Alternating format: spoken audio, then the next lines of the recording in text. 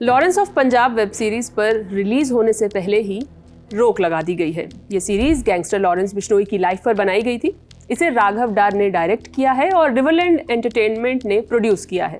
27 अप्रैल को ये OTT platform ZEE5 पर रिलीज होने वाली थी, लेकिन अब इस पर रोक लगा दी गई है। 22 अप्रैल को पंजाब पुलिस ने इंफॉर्मेशन एंड ब्रॉडकास्टिंग मिनिस्ट्री को लेटर लिखकर इस पर रोक लगाने की मांग की थी। पंजाब पुलिस का मानना है कि इस सीरीज को दिखाने से कानून व्यवस्था बिगड़ सकती है। पंजाब कांग्रेस प्रेसिडेंट अमरिंदर सिंह राजा वड़िंग ने इसके खिलाफ PIL दायर की थी। पंजाब और हरियाणा हाई कोर्ट ने इस केस की सुनवाई की। केंद्र सरकार के वकील सत्यपाल जैन ने कोर्ट को बताया कि सरकार ने ZEE5 को इस सीरीज को रिलीज न करने की सलाह दी थी।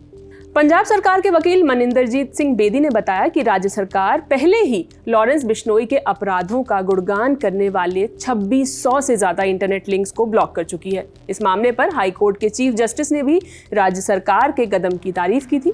इस सीरीज में दिखाया गया है कि कैसे लॉरेंस एक छात्र नेता से अपराध की दुनिया का डॉन बन गया। राजा वड़िंग के वकील निखिल घई ने कोर्ट में दलीलें दी कि इस तरह किसी अपराधी की शक्ति और प्रभाव को दिखाना अपराध को ग्लैमरस बनाने जैसा है।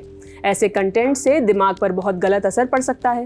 वकील ने यह भी तर्क दिया कि बिना किसी कड़े नियम या सुरक्षा के ऐसी चीजें दिखाना ये दर्शाता है कि OTT प्लेटफॉर्म अपनी जिम्मेदारी ठीक से नहीं निभा रहे हैं। तो आज हेयरिंग के ड्यूरिंग यूनियन ऑफ इंडिया ने हाई कोर्ट को इन्फॉर्म करा कि जो रिक्वेस्ट थी वो मान ली गई है और एक एडवाइजरी इशू करी गई है ZEE5 को कि इस मूवी पे बैन लगाया जाए और उनको डायरेक्शन दिए कि इस ऑर्डर की कंप्लायंस करी जाए।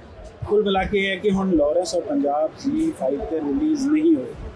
जो यूनियन ऑफ इंडिया के ऑर्डर्स हैं वो IT एक्ट के तहत पास करे जाते हैं और अगर उन्होंने कोई ऑर्डर पास करा है वो जो इंटरमीडियरीज होते हैं जैसे ZEE5 वगैरह उनको सारे ऑर्डर्स मानने होते हैं। तो हाई कोर्ट ने होना फर्दर की डायरेक्शन सिंस जो ग्रीवियंस थी राजा वड़िंग जी की वो रिड्रेस हो गई थी, जो उनकी पिटीशन को आज हाई कोर्ट ने डिस्पोज ऑफ कर दिया है। लॉरेंस के परिवार ने भी इस सीरीज का विरोध किया था।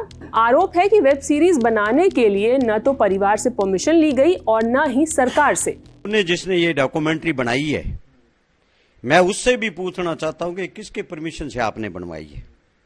ना परिवार से कोई परमिशन है, ना कोई सरकार से परमिशन है, और ऐसी बना के वो क्या साबित करना चाहते हैं।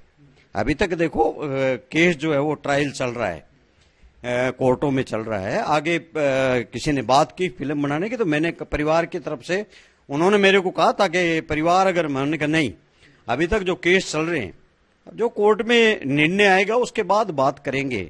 और ये जो दिखा रहे इसके अंदर एक बहुत बड़ा गैंगस्टर दिखा रहे हैं, फिरौती ये वो, तो देखो उसकी जो है ये कोर्ट के अंदर कल को जो है डॉक्यूमेंट्री बन रही है, इसका मतलब है भी वो बात सही है। तो इसलिए हमें जो है परिवार को ऑब्जेक्शन है इस पे। जैसे काफी कुछ पंजाब के लीडरों ने भी मांग की है कि इस पे जो है तुरंत बैन होना चाहिए। इस सीरीज के खिलाफ पंजाब में BJP और कांग्रेस ने विरोध भी जताया है। सुनिए क्या कहा। गैंगस्टर लॉरेंस बिश्नोई कोई साडा हीरो थोड़ी है। साडे हीरो सरदार भगत सिंह, सरदार शहीदे आजम शहीद उधम सिंह जी ने, ਜਿਹੜੇ ਸਾਡੇ ਦੇਸ਼ ਲਈ ਜਿਨ੍ਹਾਂ ਨੇ ਦੇਸ਼ ਨੂੰ ਆਜ਼ਾਦ ਕਰਵਾਉਣ ਲਈ ਕੁਰਬਾਨੀਆਂ ਦਿੱਤੀਆਂ, ਉਹ ਸਾਡੇ ਹੀਰੋ ਨੇ। ਗੈਂਗਸਟਰਾਂ ਦੇ ਉੱਤੇ ਜਿਹੜੀ ਫਿਲਮ ਆ ਉਹ ਬਿल्कुल बर्दाश्त नहीं की जाए। ये जो सीरीज जो जी सीरीज है उनके जो मालिक हैं, जहाँ उसके जो प्रोपराइटर हैं, उनको सोचना चाहिए कि हम समाज को क्या दे रहे हैं। सिर्फ पैसा कमाना मैं उसको ठीक नहीं समझता। जो समाज को दे रहे हैं उसको उसकी बात करनी चाहिए। मेरा ख्याल कि उन्होंने जो भी उनके मालिक हैं उनको सोचना चाहिए था। अब लॉरेंस बिश्नोई की भी बात कर लेते हैं, जिस पर बनी सीरीज पर इतना विवाद है। लॉरेंस बिश्नोई पंजाब के फजलिका के अबोहर का रहने वाला है। पंजाब यूनिवर्सिटी में पढ़ाई के दौरान SOPU माने student organisation of Punjab university नाम का छात्र संगठन चलाता था। उसने छात्र संघ चुनाव लड़ा लेकिन हार गया। 2011 में चुनावी दुश्मनी में उसने पहली बार विरोधी गुट पर गोली चलाई, जिसके बाद उस पर पहला केस दर्ज हुआ।